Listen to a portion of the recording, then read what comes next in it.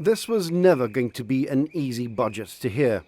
It was coloured, unsurprisingly, by three external influences: the pandemic, Brexit, and the war in Ukraine. The Chief Minister said the spending required by the COVID pandemic needed to be repaid as efficiently as possible and in a manner which provides as little drag for future generations. He said it was important to use the next 24 months to strengthen our public finances, because even if we get a treaty, it may only last 4 years. He said, therefore, revenue-raising measures would be in place for 2 years in order to keep public services running and protecting the most vulnerable in our community. On the plus side, for workers, the minimum wage will increase in line with inflation at the rate of 8% to £8.10 per hour. The state pension and disability benefit will also go up by the rate of inflation. There will also be an increase for occupational pensions from the government, which will increase by 2% on taxable income. Tax will not be levied on pensions as expected. But that is where the positives end. The Chief Minister said that a lot of these measures will be unpopular, and a lot of people will criticise him for them. But, he said, if every Gibraltarian was sitting at his chair at number 6 Convent Place, and that includes business leaders and unions, they would be taking exactly the same decisions as he's taking. Income tax goes up for a temporary period of 2 years, a 2% increase in taxable income. An individual under the gross income-based system earning more than 25k will be taxed at an average rate of 27%, not 25%.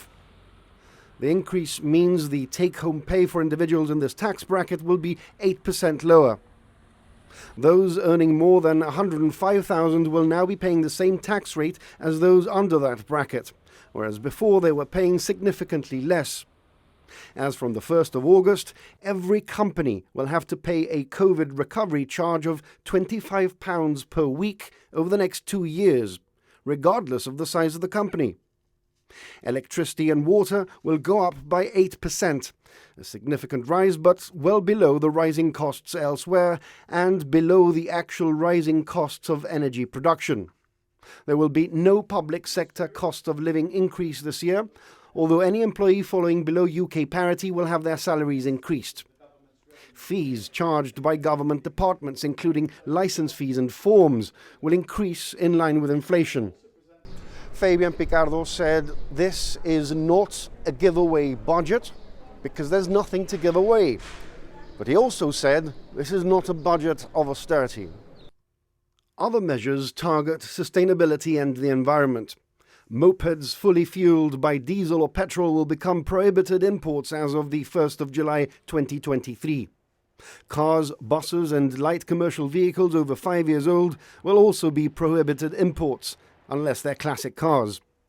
A sustainable tourism tax will be introduced. Hotel and Airbnb visitors will pay £3 per person per night for a stay in Gibraltar, and cruise ship passengers will pay a £1 passenger environmental levy. Mr. Picardo announced the government is in discussions with RBS to terminate the sale and leaseback agreement on the hospital and purchase the building outright. He said with short-term financing they would be able to fully repay the hospital loan over 10 years for an annual payment of around £1.9 million, instead of the current £5 million being paid in rent. Mr. Picardo said he remained positive that Gibraltar would bounce back from the ravages of COVID. However, the indicators make for grim reading. Revenue for the year 2022-23 is estimated at £637 million, some £12 million below the forecast for the previous year. Expenditure, however, is estimated at a cost of just over £652 million. The forecast deficit for the year 2021-22 was £55.29 million.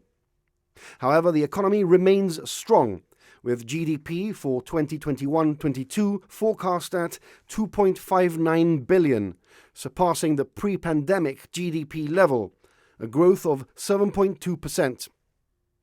The Chief Minister ended his speech saying that if we had not had the COVID pandemic to deal with, we would probably be announcing a £100 million surplus. If that were the case, he said, he would not be announcing a tax rise. He said, however, this was the right thing to do, to repay the debt, to get back to surpluses, to protect our way of life, and to insulate our prosperity for future generations.